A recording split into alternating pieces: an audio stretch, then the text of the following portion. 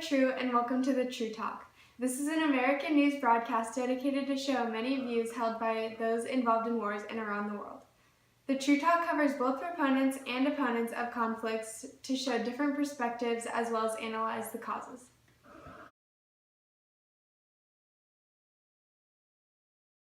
Today, a tragedy has taken place. The Austrian Archduke Franz Ferdinand has been killed by a Serbian nationalist. More on the story to come.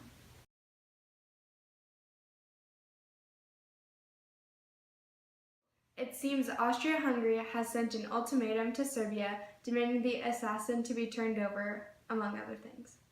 This has created an undeniable tension between the countries, with the whole world waiting on pins and needles to find out what will happen. This story is slowly developing and quickly becoming the talk of the world.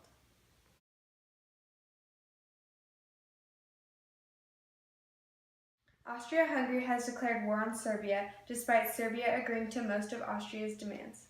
This development has sent shockwaves throughout Europe, as well as a general sense of unease that the situation may quickly get out of hand. Germany will soon be mobilizing its troops as Austria's ally, but will Russia too be joining the fight? So on one side, we have the Triple Alliance of Germany, Austria-Hungary, and Italy. And on the other side, we have the Triple Entente alliance of Russia, France, and Great Britain. Okay. Today we will be covering a German drafting campaign, an attempt to get volunteers for the war. Why should you volunteer to fight for our country? For the honor, for the glory. Dulce est decorum est, pro patria mori. Brethren, we are industrialized, we are strong, we will win. If we fight, we will win. The Serbians had done us an injustice and murdered our Archduke. Are we going to wait for them to kill our Kaiser too?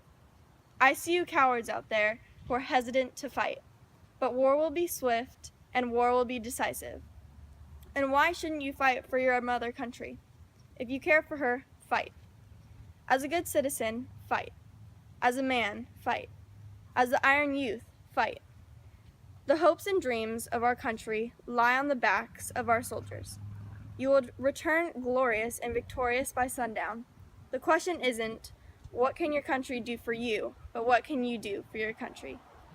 And what you can do as citizens, men, the Iron Youth, is fight, fight, fight. Apply to the army and oppose the wicked French and vile Russians. Today, war expert Alexandra Oden is here to lay down the causes of war. Your thoughts, Ms. Oden? Well, this war isn't out of the blue at all. It's been a long time coming. I'm sure you've heard all about the assassination of the Archduke Franz Ferdinand and Austria's ultimatum towards Serbia, but those were the mere sparks that lit the war fever aflame. Even if there are causes for this war is not for a cause. Austrian fingers point at Serbia, but the fault does not lie with them. Truthfully, this tragedy, travesty, tribulation is something that everyone wanted. It was perpetuated by nationalism, which, at its root, is a good thing.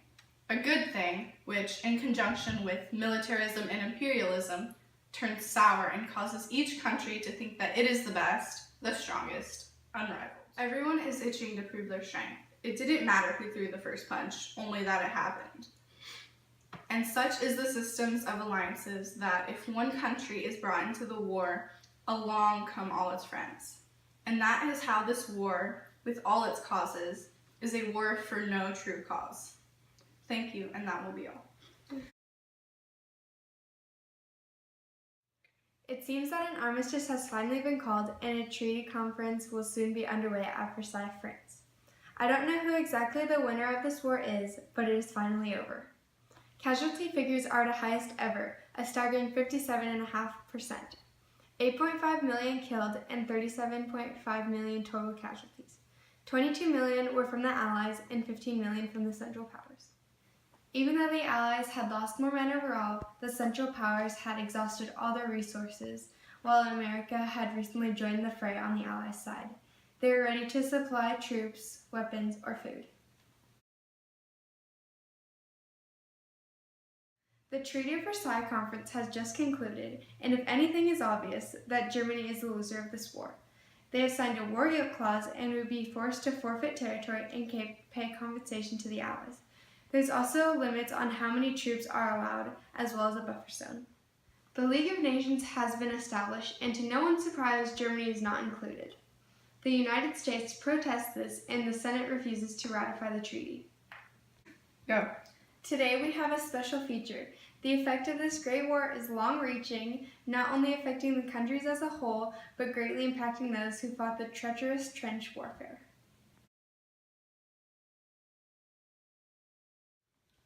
I was drawn in to volunteer with honeyed words and false promises of a romanticized war. A war that was nothing like what we had been told it would be. Imagine the shock of the first gunfire, the first kill, first time you see men cut down like blades of grass by a lawnmower.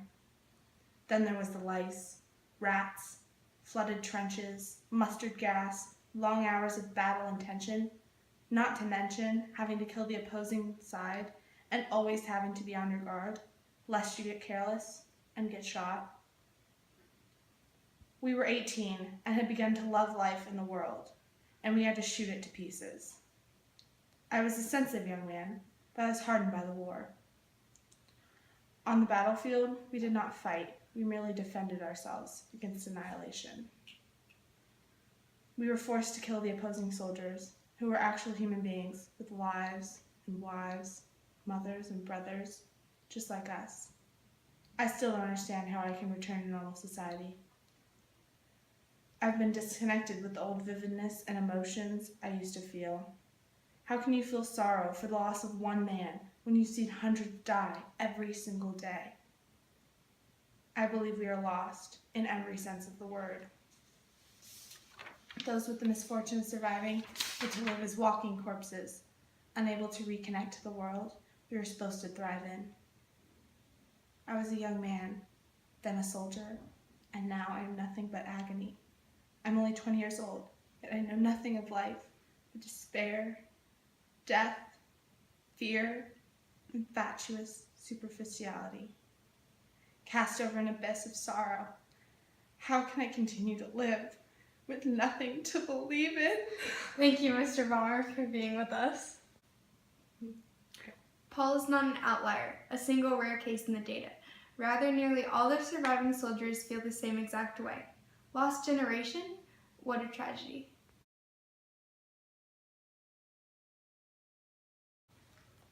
Now, a brief summary of the recent events in Iraq. Leader Saddam Hussein of Iraq has recently been objecting to oil prices in Kuwait, and the country owes a large debt to Kuwait. Ominously, Iraq has been building up its troops along the border, and it seems as if this conflict has finally reared its head, with 100,000 Iraqi troops invading Kuwait, occupying the territory. To counter this, the United Nations has banned trade with Iraq until they withdraw. A coalition of an estimated 700,000 has been created of its troops from mostly the United States, but also from Britain, France, Egypt, Saudi Arabia, and Syria, to combat the opposing Iraqi forces of about 300,000. The U.S. troops account for about 43% of the coalition's forces. They are, after all, the driving force behind the coalition, pushing for its creation.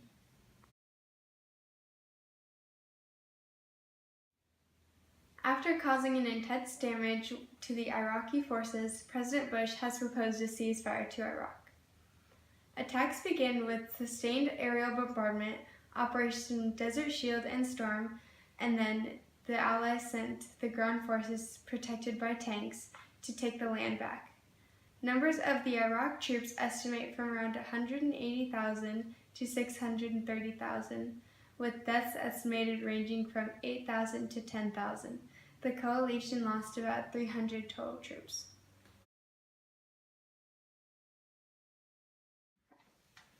This conflict has lasted a total of 6 months and is finally coming to a close. Iraqi troops have withdrawn from Kuwait and will return home. The question is if the coalition should continue its course and head for Saddam Hussein or disperse. We have reporters interviewing 2 separate people for their opinion on the end of this Gulf War. We've already started driving them back. There's no time to wait. While the world waited, Saddam Hussein systematically raped, pillaged, and plundered a tiny nation. No threat to his own. He is not a man who will stop and he must be purged from this earth. He will only continue to further his own agenda and take no need of anyone else. Why should we wait if we have the Iraqis on the ropes, with a ticking time bomb waiting to go off? Actually, a quite literal bomb, a nuclear bomb. Saddam Hussein prepares for war while the world prays for peace. We cannot give him peace. We must advance. We've removed the troops from Kuwait, and we've accomplished our goal. Our goal was not the conquest of Iraq. It was the liberation of Kuwait. Anything else we do would be a misuse of the coalition. The Iraqi are not our enemy. We do not seek their destruction. We seek the end of an unjust ruler. But for this group of soldiers, it's time to disperse. There's nothing left to fight for in Kuwait, and there's no need for another highway of death. Saddam Hussein has already withdrawn troops. That is all. President Bush has ordered the dissolution of the coalition and thus ends the conflict of the Gulf War. I'm Heather Chu, and this was the True Talk. Thanks for watching, and tune in again tomorrow to hear the worldly news.